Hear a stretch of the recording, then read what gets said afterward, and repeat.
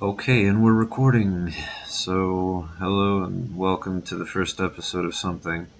I don't know what it is yet. Why are we starting right now? Duncan's literally just opening his or closing his car window because he's sleeping in his car. It's Actually, why are you in your car? Oh no, he's not. He's just going outside because he realized that his car was okay. I got it. I'm putting all the pieces together now. yeah, it's good. Unless he is in fact sleeping in his car and just hasn't told anybody. Yeah. Oh, it's a Duncan thing. It's a Duncan move. If there ever was one. Yeah, I can believe that. So, I guess let's see. So depression. Good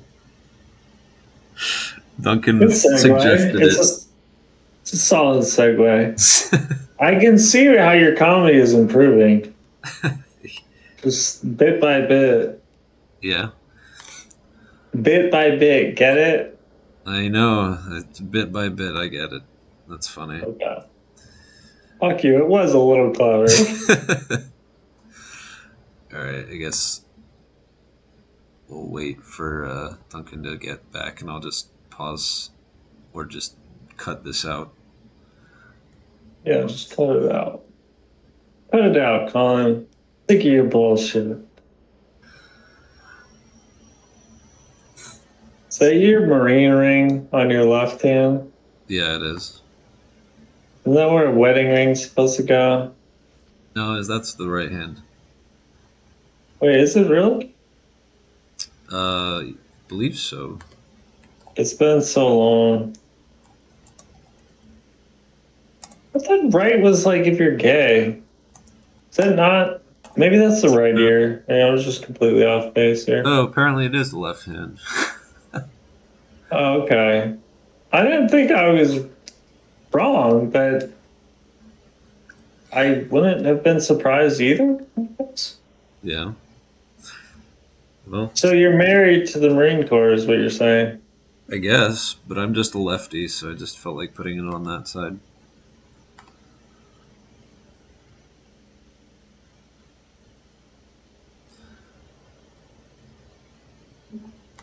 So, what do we want to talk about depression, though? Because depression is a pretty wide range of like. You can talk about treatment. You can talk about the inability to seek treatment when in a depressive state. You can talk about depression in regards to manic swings of bipolar. You can talk about like depression caused by all kinds of things. Really, like a lack of sunlight. Like that's a common thing in certain parts of the world. There's you know lack of serotonin or the use of drugs to you know help like what are we talking about? That's what I'm trying to get here. I'm just What are we looking. even talking about here?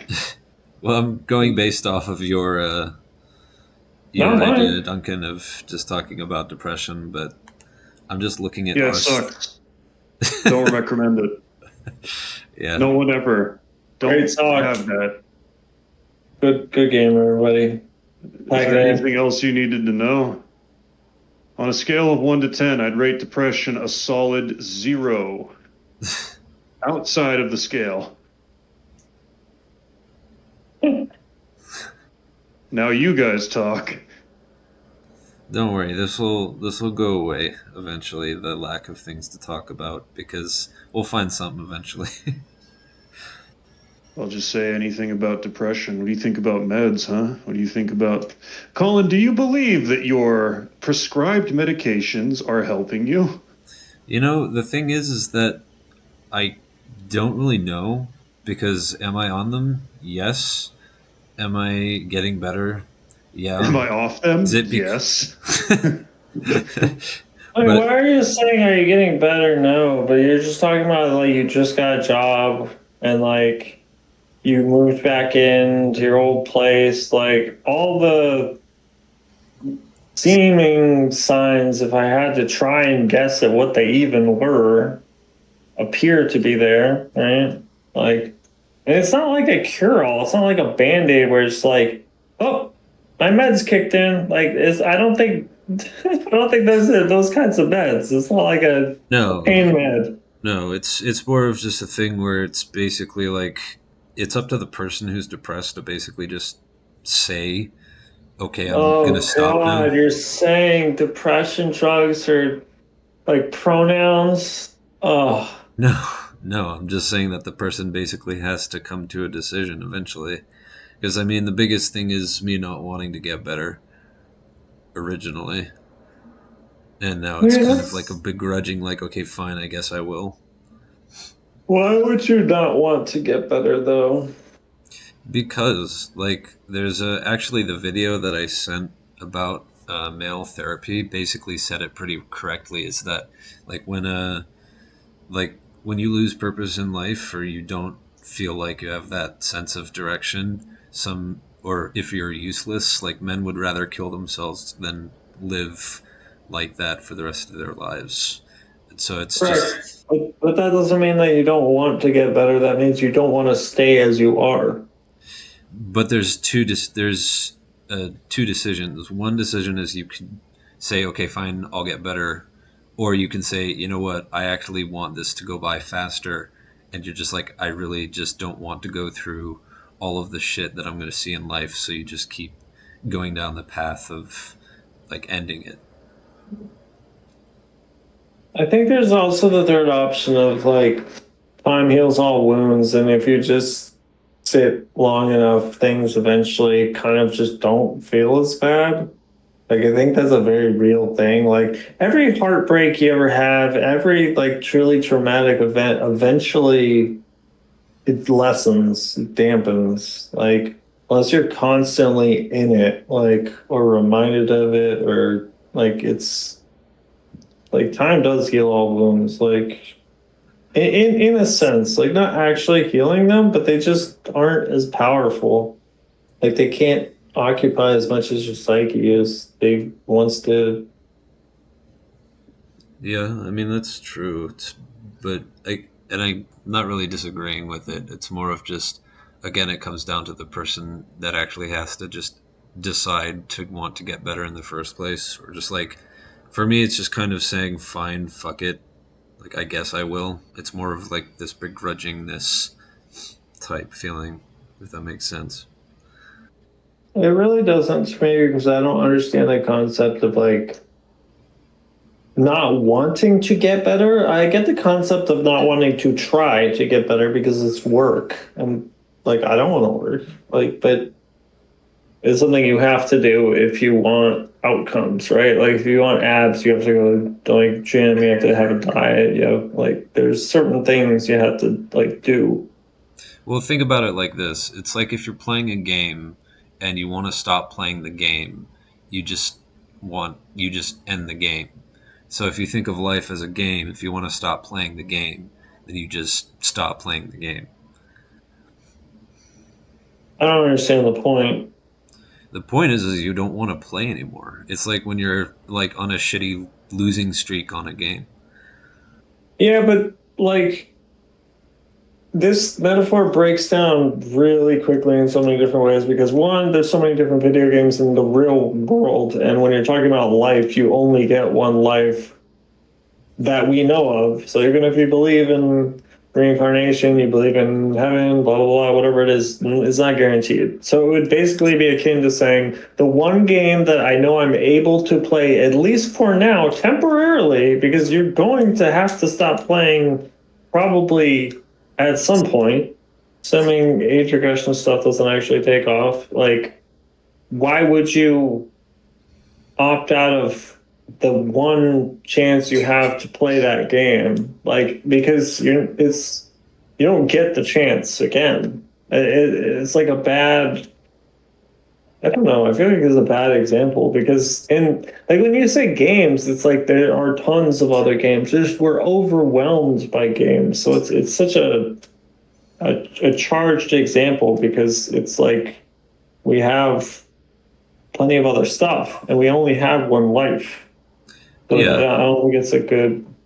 I think it works fine still because at the end of the day, a game is a game. If you have one life, you have one life, but there are people out there that genuinely are like, I just don't even want to play this one life. Like that was the way I was thinking before, and kind of like I'm kind of on the tail end of it. I guess I don't really know, but I know that that exists. But exists, but also it seems to be something that's fleeting, right? Because most people that go through that, if and when they get out of it, they tend to be grateful and happy that they didn't like take their life or end things because they would have regretted doing that. Yeah, that's true, but there's also the side of people that just really just didn't want it. Like, sure, if they would have held out, they would have maybe had that. And there's also the side of people that don't end up getting better or things get worse for them. I guess so. But to even think of yourself in that category, that doesn't make sense to me. Like I think if you're like in a first world country in general, you probably don't have to worry about that. Like you can probably get your stuff in your control if you want to. Like I think there's certain circumstances that yeah, they're going to be terrible. If you're like a prisoner of war and you're going to be tortured for the rest of your life, then yeah, I think it's probably okay to delete yourself. But like unless you're in like those types of circumstances where like there is no light at the end of the tunnel, like I don't understand why you wouldn't try and look for the light at the end of the tunnel. Yeah, I mean, like you're saying, the first world countries, like, it's definitely a lot easier to, like, get back on track or, like, end up fixing things. And other third world countries, it's, again, like you said, being a prisoner of war, it's probably okay to delete yourself. I mean, that's what people did in the FBI with cyanide, is like they're ordered to specifically do that. So Yeah. sometimes it's you have to do it and you don't even have a choice. But yeah, I digress. And you always have a choice. It's just that the choice seems more reasonable to me and probably most given certain things. Like if you have cancer and you're just like, you know for a fact you're going to drain your family's all of their funds to try and treat a cancer that is like fully going to eat you. Like you have no chance of it going into remission, and your family is not the type that will let you give up. Like so, like there's like very certain circumstances where like sure, but like vast majority of times, I don't see that. Like I don't see the boxes being checked. Like the warrants like such an extreme action because things can always change. And the thing is, no, this is a shit argument because like no, not my argument. Saying that things could get worse, like then fucking do it then. Like it, like using that as a excuse is like it's not a real excuse because just because things can get worse, like okay, if they do, then reevaluate. If they don't, then you don't have to worry about it. It's like worrying about a shadow that might not be there. It's like it's a weird Well, way I of mean, looking at you it. it's not really a bad argument because people just would like to circumvent the problem in the first place. Like if you think it's going to get What better, problem though? It's not. There's no. You're talking about it. It might get worse, but like I don't know what the actual problem is, and like these people that are wanting to have it get like are willing to give up because they don't want to have it get worse. Like I would invite the thoughts of like maybe there is a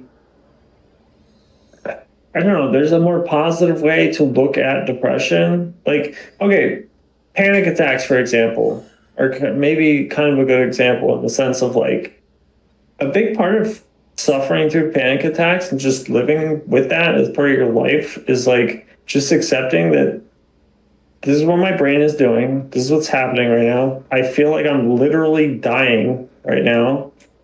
I'm not dying, but I'm just going to have to suffer until it ends. And I think depression could very much be taught similarly so that if you start feeling terrible, maybe not physical symptoms like anxiety, but you feel like it's just everything is shit. If you can learn to identify the patterns that are bringing you into that state of being, that are getting you to that headspace, you can learn how to navigate that, circumvent it, not probably avoid the triggers. And when you can't avoid the triggers, you at least know why they're there. There's a lot of people that are depressed don't even they can't like fathom. They're just caught in this like I just feel like shit. Why? Well, because I just feel that way. This is how my brain works. It's like no, I don't know if that's true. Like I think there's probably reasons. And it's really hard to find the reasons when you're suffering with anxiety, depression, like it's very difficult. But like if you can, I think it's worth doing. And I think that's why a lot of people do say that they would have regretted doing it because they probably found that solution. And once you do find that solution, like you that phantom problem that you're talking about kind of it disappears to some degree, or it's like taking the mask off the monster. It's like you see it for what it is. There's just chemicals in your brain. You control your brain to some degree, but not always, not fully. And it's like there's a lot of variables, but I think you can put a lot of the variables in your favor. Like I think there's a lot of control you have over your own happiness that people just don't want to take responsibility of their own happiness anymore. Well, that's the thing is like, yeah, what you're saying is right. Like, people can do it, but it's a matter of, and when you say like learning how to do it, some people even know. Like, for example, I know what to do to get better. And like a week or a What? month ago, and literally everything everyone has been shoving down my throat over the past month and a half to however long it's been going on is just eat right, exercise, do things that are your hobbies that you like or that you used to like. Just do it. It's either do it in a way that you're kind of gaslighting yourself or just do it in a way that you're just kind of begrudgingly doing it because, okay, fine, whatever. I'll just fucking do it. I mean, sure. I think that's a way to get back to like maybe a semblance of. I think it's a way to get back to a place that would let you deal with whatever things are actually eating at you. But I don't think that like works on the underlying cause.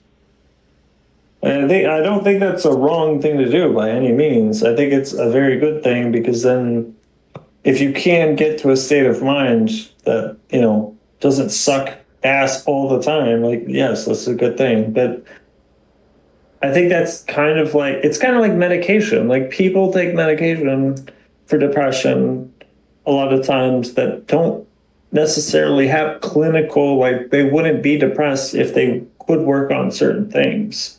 Or if they could just, um, you know, like figure things out or get to the bottom of things or come to a resolution with certain traumas or like there's so many different forms and reasons why you could have that affecting you. But like if you can use medication as like kind of a temporary band-aid or therapy or whatever it is. I mean, exercise, like you can replace all the things in the world, but you still have an underlying cause, right? Something in you was is saying that like it's not worth it. Right. And life is I think life is worth it. I'm still searching for that answer. But I think it is. I just don't know how or why. And I think a lot of people struggle with that question because it's a question only you can answer. Nobody can answer it for you. Right, exactly. And I think that's actually what we're kind of discussing. If there's a topic to this, is just like whether or not you want to get better or not, and if you're finding whether or not life it's even worth it. Well, how could you know if life is worth it if you don't have the answer to that question first? Well, some people kind of trust it with blind trust. I think that's what you're kind of talking about. That's exactly what you said actually, which is you don't know, but you think, so you're just going to find out eventually. It seems to be the case that other people seem to have things that make them happy. And it seems to be that I can be in a state of happiness. And that, like, I don't know, happiness might not be a bad word too, because it's really correlated with like if you try and chase happiness, you're not going to get happiness. Like Well, happiness is a byproduct of doing things. It's not, correct. yeah. But I don't know. What do you think, Duncan? You've been kind of quiet. Well, He just killed himself in the whole conversation. He's like, I can't deal with this anymore. I lost my happiness I long have to do ago. it for the podcast as an example. Jeez, famous overnight. You know, I had to do it. Such a good friend. So good for your career. I mean, Jesus. Eric, you ever been hopeless? You ever Yes. felt really hopeless? Truly, yes. I believe that. So, I'm sure you could fathom what it's like to be convinced that you'll be perpetually hopeless for an indefinite period of time, which will probably not be true. Most likely not be true. Don't think I was convinced. I think I was very, very, very, very terrified that that was the reality. And I was just hoping that it wasn't. I think hope and or faith or whatever you want to call it was the only thing that got me through that time. Like I think, like, yeah, no, this definitely a time. Can I ask to clarify then? Hmm. You said in a time of hopelessness that having hope made you feel better. Is that what you said? Because that's fantastic. It is though, because okay, maybe you can articulate it better than me. So I don't know if I can really. That's pretty genius. Let me explain the circumstance, and you tell me if I'm explaining it poorly, because I might be using the wrong word. So when I overdosed, was in more pain than I thought humanly possible. Like had an aneurysm, something happened. I don't know what. Like, yeah, no, there was definitely a hot moment where I was like in pain every day from the moment I woke up until I went to sleep. And it was like no doctor knew what it was, and it was just like it just felt like it was going to be there forever. And then I just kind of kept like, I don't know, looking to see if that was actually the case. It was like I was looking for evidence to the contrary. So it's like I truly felt hopeless. Like if this was reality, if this is gonna just be what it is moving forward, I would have tried to end it. I don't even know if I could have. Like that's how bad it was. What do you mean? Like the anxiety just ruled my life. I couldn't drive. I couldn't have a seatbelt touching my chest because I felt like my heart would explode. Like it was like I can't even explain the type of psychosis. Like I eventually, it's so weird because eventually I figured out that the pain that was in my chest, if I focused on it, I could kind of like move it. And like being able to do that made me like keep trying to do it, and eventually I was able to like push it so it was like a few inches out of my body, like above my chest. And then at that point I kind of realized that this is psychosomatic. So like, but I'm able to make progress. So It is what does that? psychosomatic. Psychosomatic means there's not actually anything physically, at least at that point, I don't think there was anything physically causing that pain because it was something I could move with my mind. So I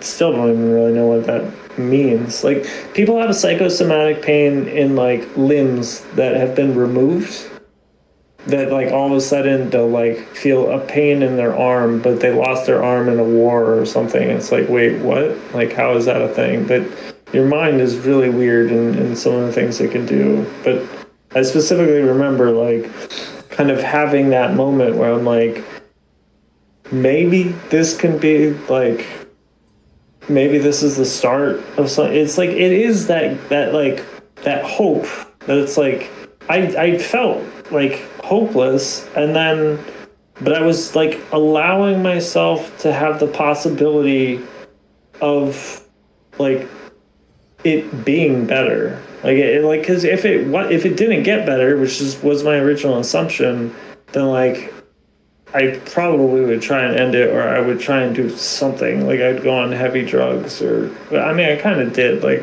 I'm taking pretty strong benzos, like it's like no joke, and it took me years to even be willing to do that because I didn't want to be addicted to anything. But like I couldn't function, I couldn't work, like I couldn't do anything, I would have died. Like, so yeah, no, I feel like I've been in a state of like utter hopelessness, but just like hoping that hope would emerge, I guess. Because it wasn't even like there was anything to hope for, because I didn't even know what I could hope for, because I didn't even understand anything that was happening to me. Yeah, Like, well, I think it makes sense hoping to hope, but at the same time, that is still hoping by definition. There's literally nothing left, it is a distinct feeling. Like when you, like Duncan is probably talking about, which is like, but that does feel hopeless, right? Like that, the two things I think can happen simultaneously. Because hopelessness is like that thing that you just said. It's that feeling of like nothing will get better. And I did feel that, but I hope that things could get better, or that something would happen like after I had like a little bit of evidence. literally, So I can say that there are people, and I've thought this before, that there is hope, but the hope is literally to die. Like people are I hoping to don't, die. I mean, I guess. There's It's the a, Like, light they see at the end of the tunnel. yeah, exactly. They see the peace and the comfort in the end. In fact, yeah, this but is they something. don't know that. They can't know that there is actual peace. And they could literally be hell. It could just be you wake up from the simulation and you're in a worse world.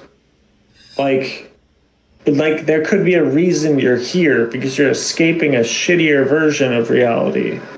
Like That's imagine we're true. all plugged into a video game. Like I mean, to say that like they're escaping and they're going back to the darkness, like they don't know what the fuck they're going back to.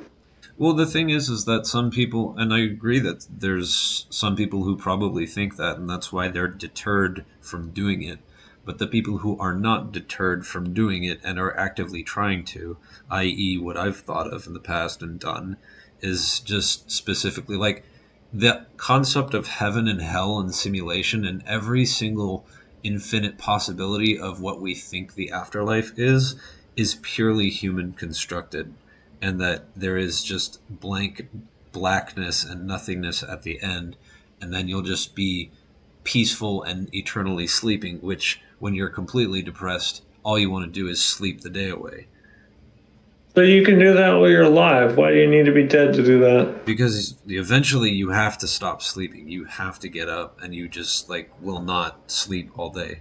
You can sleep and then eat. Like you could just do the things that I don't know. I mean, I get what you mean. Like, it's hard for me to imagine.